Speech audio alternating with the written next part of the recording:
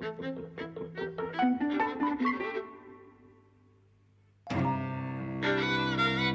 and welcome to Eavesdropping at the Movies. I'm Mike. And I'm Jose. And today we're talking about Friendship, which stars Tim Robinson, who is a sort of slightly recent discovery of mine. I've never watched his sketch show, I Think You Should Leave, with Tim Robinson it's called. It's on Netflix. I've never watched whole episodes of it, but I've seen sketches from it, and I really like his energy.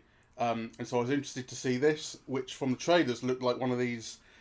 It looks a little bit like The Cable Guy, like a guy who isn't very socially skilled, gets very attached to another guy that he meets and is desperate to be his friend and is quite clingy. It's a little bit like that, but not entirely. The friend who he gets attached to is played by Paul Rudd. Tim Robinson is also married to Kate Mara. So at the start of the film, we see them in a support group. Kate Mara is 12 months recovered from cancer, and he is not great at supporting her. You know, he kind of says, like, you know, the cancer's not coming back. But he says it in a way that's like he doesn't... It's the kind of thing that he thinks you're supposed to say to support a cancer survivor. Yes. It doesn't really work. Their marriage is not doing great. And this neighbour moves in, played by Paul Rudd. He winds up going around there to take a package that's delivered to the wrong house. And he sees how cool this guy is. You know, Paul Rudd kind of invites him in.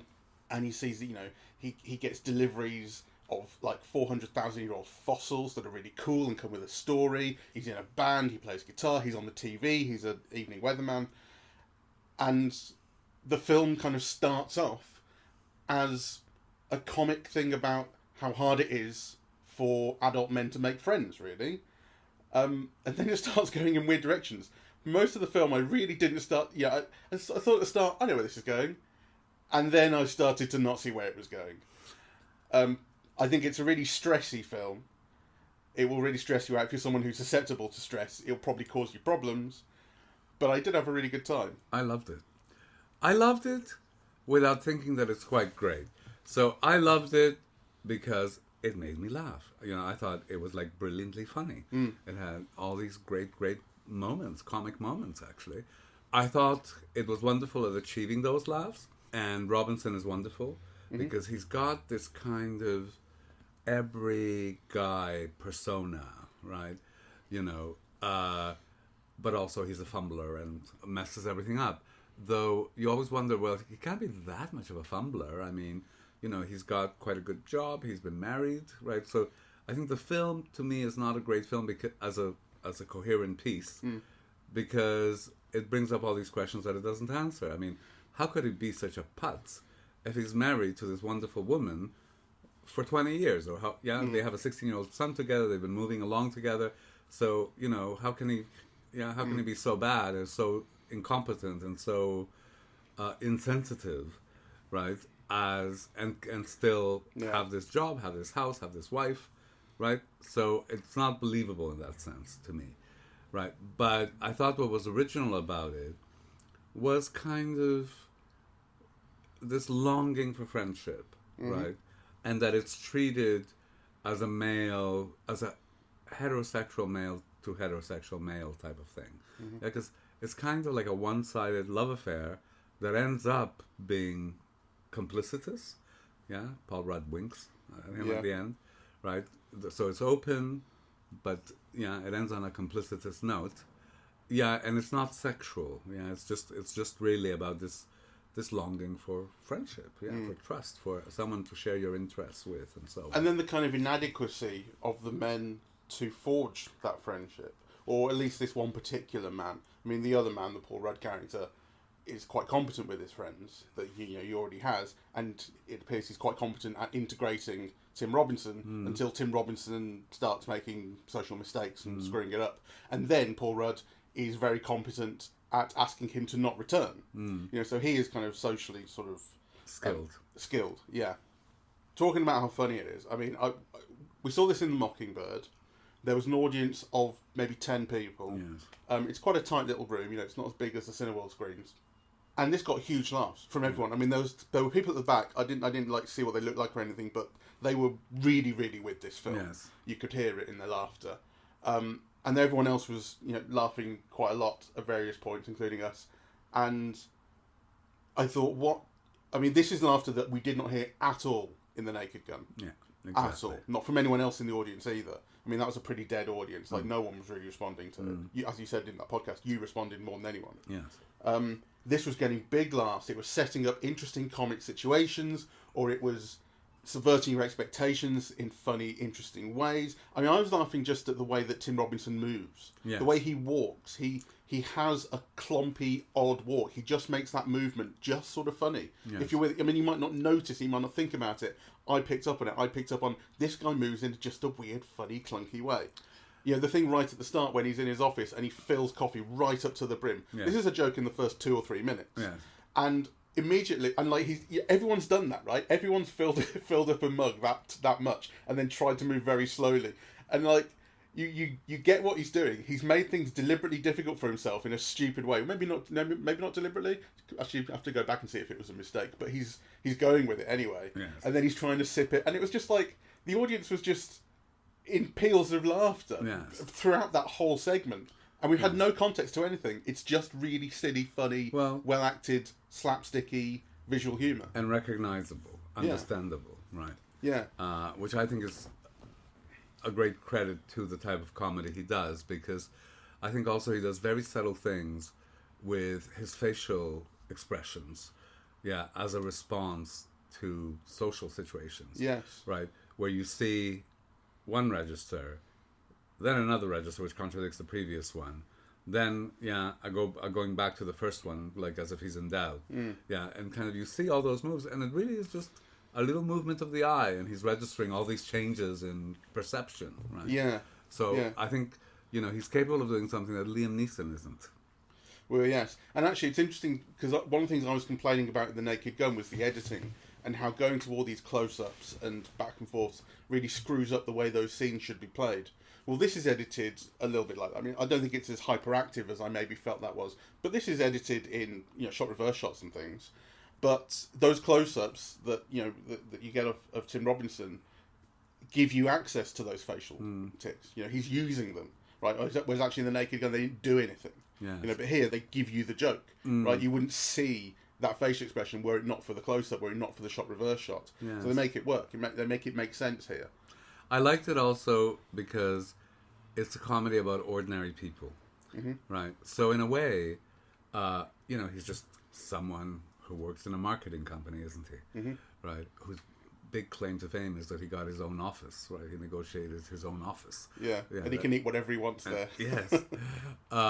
And, the guy he aspires to be, the guy who he thinks is so dazzlingly glamorous, is just, the evening weatherman at the local station, right? Yeah, he didn't even think to ask for a promotion to Monday, to mornings. Exactly. Yeah. So, I mean, it's not much to aspire to. And they live, in the Midwest, in this small town, and So I think kind of it's legible in a way that so much of American comedy hasn't been, right? Because it's just about, a lonely middle-aged man kind of wanting to have a buddy, right? That's all, right? And I think the film makes that emotionally comprehensible, right? Yeah. And also the humor comes out of the one-sidedness of it, the neediness, the way that he kind of constantly trips himself up, right? In ways that are kind of quite believable. There's like wonderful slapstick that is beautifully timed, like the bit where he breaks the window. He doesn't see that there's a window, and then he walks through it. He pretends that nothing happens, and the other people are stunned, and then about 2 or 3 or 4 seconds later, the glass falls, right?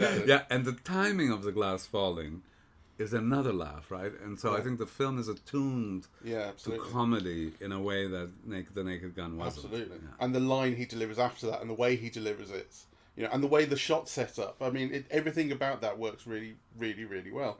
I loved the kind of adventures into surrealism, which were things that I was not expecting. When he goes on a drug trip, and he wants. That was so funny. He wants the strongest thing they have. He asks for ayahuasca, and the guy doesn't have it. But what he does have is a toad that you lick the back of it. It releases toxins, and the toxins get you super high, and you'll be gone. And the guy's like, I'll be back in an hour and everything. and the trip that he has is of the utmost banality. He goes to Subway, he orders a sandwich, he doesn't even get his sandwich before he wakes up, and he's like, he was supposed to be gone for 4 months in his head, and he was there for about a minute, and you guys, you're expecting like the worst trip, right? Like it's completely set up for you. I don't think anyone in the audience was expecting anything other than huge weirdness when that started, and then because I think you could hear it in everyone's laughter that was it, and everyone got it at the same point. Like fucking hell, like. But the humor, well, I think that scene, it has layers of humor. The first thing is he's got to lick the toad's ass. Well, the back. Yes, the back. Well, because it's a real thing. These toads with hallucinogenic backs. Yeah, well, I didn't take it as its arse. I did. Okay. Yeah, and I think you're meant to really because Okay. there's a point made of that. So I think every time the frog came close, I was like, I laughed. Okay. But then the other thing that's funny is that, of course, his trip is to find his previous best friend, now his enemy, working at a Subway, right?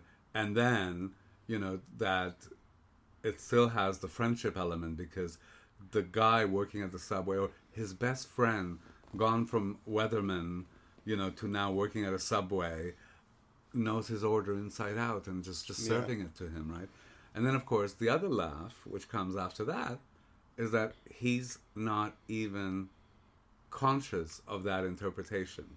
Yeah, that kind of, i.e., his fantasy, his great trip has been to see his rival brought low, but still his friend, and he doesn't interpret it as anything other than, what was that about? Right?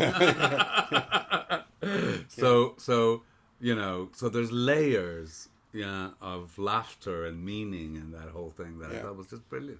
And fantasy is a good word actually, because I was thinking one thing that I like about him is that he's a fantasist. Yeah. In again those kind of banal ways where you imagine how much better an interaction could have gone, or he sees Paul Rudd's performing on stage in his band, and then he imagines himself as the drummer. Yes. And I've had those kind of like mini fantasies before. It's like, what if I played for Birmingham City, shit like that. Like what if I was that guy, and that's super relatable. I think probably to a lot of people. I don't think it's just me. I think the whole thing is relatable, and I think what also comes across is that he's someone who kind of completely lacks self-worth. Yeah, because again, he comes across as dorky, but also kind of powerful, completely socially inept, but kind of socially authoritative in a way. He's not afraid to pick a fight. No. Right? So he can be quite assertive in those ways. On the one hand, he's kind of sure of himself in some ways, right? And kind of completely not realizing his self-worth in other ways, right? And, and this thing of him being socially incompetent, being excluded by other people, being bullied, being the victim of other people's practical jokes, right? Kind of, that's I think very beautifully revealed in a way. Yeah, and there's a little bit of a sense of hurt when he realizes that, right? Yeah. So I loved it. I think it's kind of rare to see a film, that is on the one hand a comedy, but on the other hand it's dealing with real small scale social issues that are also quite widespread. Yeah, because I imagine, this feeling of loneliness, of not being able to meet a friend past a certain age. It's probably like a sociological phenomenon. I imagine the male loneliness epidemic. Exactly. I can't imagine many divorced men. Kind of, having tons of friends. It's usually the women who take care of the social aspect of, heterosexual relationships. So I thought in those ways it was, really quite wonderful. What I didn't like about it was that it didn't trust that aspect more. I would have liked to have seen better resolution to those problems. Yeah, particularly in relation to his wife, and his child. Some kind of learning aspects. Those things. It's like they're raised and then they're kind of dropped. Really, we're given the kind of promise of potential kind of reconciliation of the family at the end, but it is left with that, and then the film goes off to Paul Rudd's house once more for the. And the film hints at things that it then doesn't quite reveal or cover. So, for example, at the beginning of the film, it's hinted that his wife is having an affair with someone else. Well, she's reconnecting with an old flame. Exactly. Yeah, she's reconnecting with an old flame. He's not welcome. She can't skip that date. Right? It's very much what she's looking. Yeah. So, you know, and I think in a film, when you get something like that, really the implication is she's having an affair, right? Like, but that's not developed, and she leaves them ostensibly because of what he did to her, but really there's something else, and it's never resolved. Yeah. So, and I think that's a mistake in a film of this type. Yeah. Those things need to be. I mean, you could leave them open, but nonetheless, you must have an understanding of processes, even if not resolutions, right? Like, you know, the resolution, the ending could be open. Yeah, but you need to see steps. So I didn't take it as an affair, I must say. I mean, I took it at face value that she was seeing an old flame, and the potential for an affair to develop was there. But I did think that had she been having an affair, unless she is that checked out from the relationship, which is a possible interpretation, she would be hiding it more. Okay, well, let me tell you why I think she's having an affair. The film begins with, I haven't had an orgasm. And the guy saying, my orgasms have just been fantastic. Right? Like, or fine, or whatever he says. Yeah. Right? Well, if she's been having an affair, shouldn't she be having orgasms with the other fella? Well, maybe, but the thing is, it starts with you being told that she's sexually unsatisfied. Yeah. Right? Then she's seeing this old flame. She can't break the date. The old flame is the most important thing to her. Yeah. So it suggests an affair, and she's been seeing him. Well, that's why I say it suggests an incipient affair, as opposed to an in progress. Like, you know what I mean? Well, certainly the film doesn't spell it out for you. It doesn't tell you, but it certainly suggests that they're having an affair. Okay. Right, and you know, I think the divorce, and so on, is all kind of part of that. But anyway, you're right that the film doesn't really, it drops those things, so you never really find out. If anything happened, or if that was why the relationship comes to a halt, temporary or not. Yeah, the film doesn't resolve those things very well. But on the other hand, the main relationship in the film that you are told about is really between the two men. Actually, not even between the two men. Yeah, his wishes for the Paul Rudd character. Right? Yeah. One thing that I think Tim Robinson is really good at is expressing a kind of mad, impotent rage. And he does that a couple of times here. I'm thinking particularly of when the wife has been returned to them after having gone missing, and they have the party, and he just sort of winds up sitting at his drum kit in the garage. The drum kit which he's bought because he wanted to... he was inspired by Paul Rudd's character, maybe wanted to impress him, wanted to jam with him, just thinks he's cool and everything. And then it's all gone badly. So he sat there at this drum kit, which he's hardly played, and the other fella comes in and winds up kind of needling him about, you just abandoned your wife. And it's like, how could you possibly do that? And it's the way that he expresses his rage. I mean, Jen sort of whispered to me, like, he's going to fucking kill him. Like, you did kind of feel like something might really explode in this film. Like, tension might raise to the point where, and obviously you end up with a gunshot, although the gunshot is not deliberate. But, the film gets you to that point of thinking what might happen. At this point, he doesn't attack him, but he just sits behind his drum kit going, "Aah!" And it's a kind of rage that really makes me laugh, because it's that thing of like someone being really small in frame and being surrounded by kind of nothing except just their own impotence and fury. He's very good at expressing that kind of thing. I find it very funny when he does it. In the sketches that I've seen from his sketch show, I see the same thing. And the thing I like about his character there is how he's a character who will like have big ideas about things that could go very well in his life. Again, it's a kind of fantasy thing. So there's a sketch, I think it's called The Taxi Cab Crooner, where he's driving a cab and he's doing this kind of weird gesture with his fingers every now and again as like another car kind of goes by them, and the guy who's sitting in the back of his cab is like, what are you doing? And as he does it, he's like really mad that the person in the other car isn't appreciating it, and then they're not in the right place. They moved on. And what you realise is that he's got, up on his window, he's got like decals pasted on of like a hat and a cigar. And if you're lined up just right, then it looks like he's wearing the hat and he's like playing with the cigar like Groucho Marx. And he thinks this is like a big, great idea. And he's going like, there's got to be a way to make money off this. And the madness of the idea and the kind of madness of his ambition for it, and then the madness of his fury when it's not going the way he thinks it should be going, is this wild combination that really makes me laugh. And it's very specific. It's a very specific energy to him. I haven't really seen that in the same way somewhere else, and he carries some of that here. But that's built into the film as well, because if you remember, like, I mean, there's an irony about this guy working in marketing, public relations. Yeah. I mean, designing campaigns for how political candidates should be perceived, to create images for them, when he is so tone deaf about everything that happens in his life with relation to the public sphere, right? How he talks to friends, he invites them over, kicks them out of the house like in 45 minutes, right? Yeah. Like, you know, so he's kind of the combination of him being a fumbler, but him also being someone who designs the perception of the world for others, is, you know, certainly that must have been built into the film as kind of, you know, something to make you think about, right? Yeah. Because he is someone who is totally, I think, very well-meaning, and there's an innocence about him, right? I think that's why that character is so interesting, because there's an innocence about him. He's very well-meaning, right? On the other hand, he's completely self-involved and tone-deaf, yeah? And his self-involvement is set out at the beginning with that phrase, you know, my orgasms have just been fine, right? Like, you know, so his wife not being able to have orgasms because of the way that the cancer might have affected their sex life, all of a sudden becomes an issue for him. Yeah, it's about his masculinity and whatever, right? Yeah. So I think that's one of the interesting things about the film.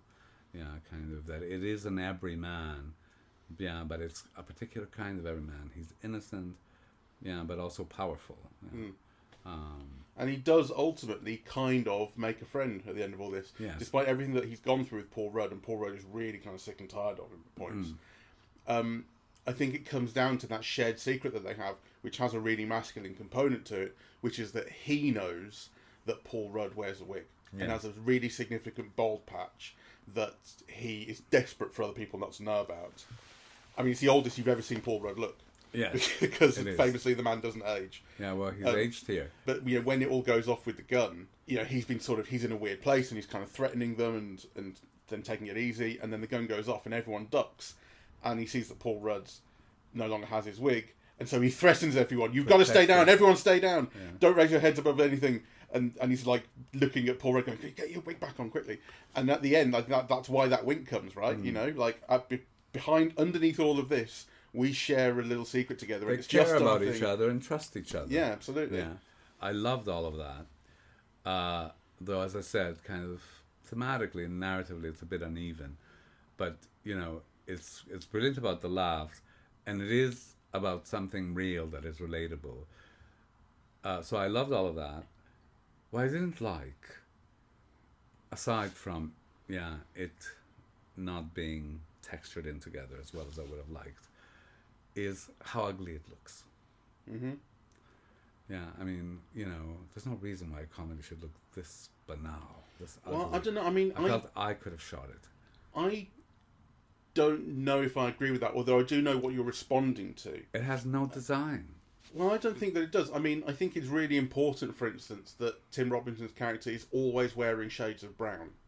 You know, really dour, brown, beige, tan stuff that has no life in it, no excitement in it. You know, he gets all... I mean, there's a focus on the costume, actually, because there's that thing about how he gets all of his clothes from the same shop. And how their new, you know, fall collection looks amazing, and you know it's going to be the same shit that he's wearing. Okay, well, sure. Like, you see what I mean? Elements like that, because I think it does then go. It has elements of visual flair. If it has elements of visual flair, I miss. Well, them. When you go into the tunnels, and particularly when he's getting himself lost in the tunnels, you know, it starts to pick up grainy footage, shaky cam stuff. You know, with a single light source. You know, it's not doing the same old things he's always doing. I thought those were quite banal. So yes to all that you're saying, but really that is the minimum that you could do visually. I mean, for example, there was no play on any of the angles, or no camera tilts or making things seem larger or scarier or whatever. It was like the camera was still head on a tunnel. So of course you're getting a tunnel and a single light source, right? And they're moving through it, yeah. So, but that really is, I think, the minimum of what could be achieved visually in a scene like that. Well, maybe so, but I think it's a little harsh to say there's no design. It's not as visually expressive as it might be, and it's not for the most part making jokes out of it the way it looks. Yes. But I think it knows. I think it has a sense that we've already kind of mentioned. I think it has a sense of how to use the camera to get a joke, or to show you something in a way that will allow a joke to be expressed. That, Sure. for instance, The Naked Gun did not. I don't think you actually. I agree with that. I agree with that, but I still think, that there's no excuse for, a film, particularly a comedy, to be so visually, and not even ugly is the wrong word. It really is just banal. Like, considering what could be done. I mean, in Bologna this year, I saw Frank Tashlin, Artists and Models, which is, a Jerry Lewis, Dean Martin film is not, anything particularly special, but the direction makes it special. It's got like so many kind of brilliant visual things, color, kind of imagery, right? It's gorgeous to look at and funny with its look, right? And this is not gorgeous to look at, and it's very rarely funny with its look. Well, I will agree with you that it could be doing more, for sure. But I wouldn't completely write it off. But I know what you mean. We should mention that the film is written and directed by this guy, Andrew DeYoung. Name I didn't know, a name that doesn't have a blue underline on Wikipedia. It's a first-time director. This guy is a first-time director. I think the role of Craig, it's the guy's name, was written specifically for Tim Robinson, and you can kind of tell that, right? Yeah, it's brilliant. It's playing to all of his strengths and the persona that he has. But yeah, I don't know very much about this guy, and I'll be interested to see what else he does, because this made me laugh a lot. This made a lot of people laugh a lot. I mean, and it's not just a very good comedy. It's also doing these other things with it. It means to get you stressed out. It means to make you kind of socially uneasy and that kind of thing. It's a weird thing, because I think what I was about to say, and I think it's true. So, and maybe I need to unpack it. I'm not sure, right? But I think it's a comedy, in the sense that it's full of laughs and they work, and I really appreciate them, because you can't sneer at a laugh, and this has a lot of them. Mm-hmm. But also I think it's a serious comedy, and that's even more of an achievement, that it's kind of making social issues and personal issues, this kind of loneliness, this desperation for a friend, and it's making funny things that actually hurt. And I think that's, to me, its greatest achievement, and it's not a minor achievement. Do you remember that film Journeyman, which we saw? Is British, and it's written and directed by Paddy Considine, who stars in it as a boxer, and he suffers a really bad injury in a fight and becomes kind of mentally impaired from it. And I remember how unusual, and I think what a true observation I thought it was, to see his friends abandon him. His friends, who are kind of, to some extent, as I recall it, they were kind of hangers-on a little bit, because he was kind of, he had some kind of level of hype around him, maybe. They just abandoned him, and then there's that one point where his wife, who's played by Jodie Whittaker, sees one of them in like a car park, and they're both there, and the guy kind of has this really awkward, bad interaction with Paddy Considine. He does not know how to handle this. The guy has changed, and she fucking kicks off at him, and she's like, "What? This has all been left to me. Why are you so bad at this? Why don't you come and fucking see him?" Just like, and I think this film sort of, it reminded me of that. It reminded me of that impotence, and it was in that film. It was a kind of willful impotence. So these guys were like, the implication essentially was that they didn't know how to handle this, but they also didn't care to even try. They were much more comfortable leaving him to his wife and his carers and that sort of thing. And this kind of reminded me of that, of like this. It's it's not just specific to Tim Robinson's character that he thinks like this, although of course it's heightened and it's made surreal and so on. It's a real true thing that needs to be, that men need to address about themselves. Yes. You know. Well, yeah. Though I also look at it on the other side, right? Like, I mean, I think people need to make a bit more of an effort. Yes. You have to give something to your friends as well. Yeah, so obviously kind of if there are periods in your life which are harder and you expect your friends to hang around for those as well. Yeah, but it can't be like that always, really. I mean, yeah, friendship is a mutual, thing. It can end when it starts being one-sided for whatever reasons they are. Yeah. Really. So, don't get me wrong. Yeah, like I also feel that it comes with responsibilities. Yeah, that kind of you do need to be there for your friends. Yeah, but I think it's unreasonable to expect them to be there forever without getting something in return. Maybe so. Yeah, and I don't mean material or financial, but kind of. There's also, you're friends with somebody because they make you feel good.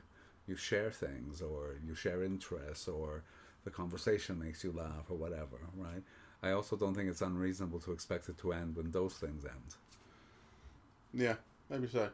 Although it did seem harsh in that film because he got punched in the head too hard, and then they abandoned him. Yes. Anyway, I highly recommend this film. I thought it was a revelation. I had no idea what it was. I kind of went to it just because you wanted to go to it, and I was really delighted to see it. Yeah, I was very glad it was so funny. I was very glad that Tim Robinson works on a cinema screen, because he works on a TV screen, and you're never sure how that transition will work out. And I think he works. He works. He's very subtle too. You know? And it was a pleasure to see Paul Rudd in this role. And actually, I think it also opens it up.